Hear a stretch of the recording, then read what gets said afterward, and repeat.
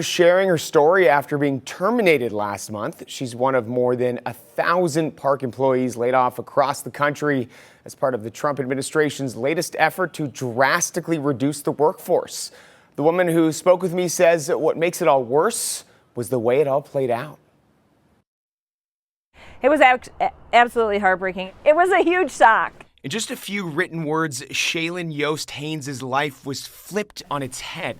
Somebody had reached out and said, you better check your email. And that's really how I found out. No phone call, no conversation, an email. This is how Shaylin abruptly learned she was fired.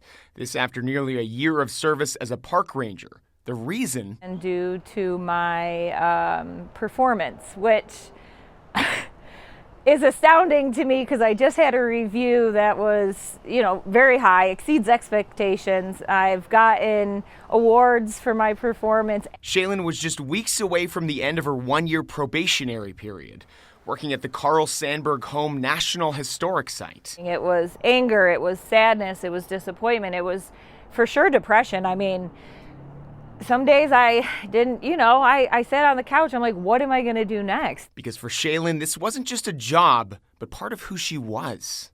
I guess I did lose a little bit of my identity with that.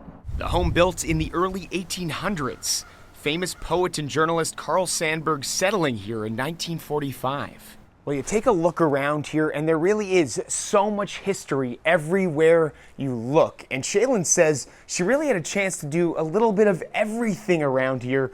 A big part, though, was bringing all of this history to life in more than 260 acres. We could take kids into the home, and we could be like, all right, we're going back in time. A chance for Shaylin to connect with her community while they connected with America's past. For that to be taken away, and your health care and your 401k and your entire life taken away, it's really hard to come back from that. Shaylin, just another casualty of President Trump's federal employee layoffs.